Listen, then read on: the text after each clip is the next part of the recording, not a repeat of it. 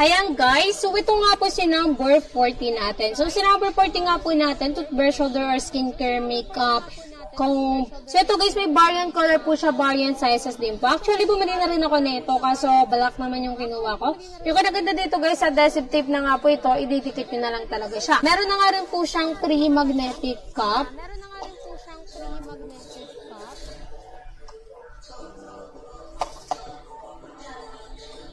Ayan guys, then yung kanaganda po dito, ito po yung lagayan ng toothbrush. Ano ito naman pinakalagayan ng comb, skincare, makeup.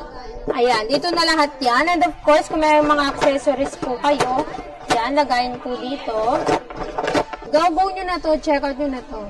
So ito guys, for only 283, yung expensive yung tignan, lalo na sa mga bathroom natin, 'di ba? So number 40 po natin ito sa ating yellow basket.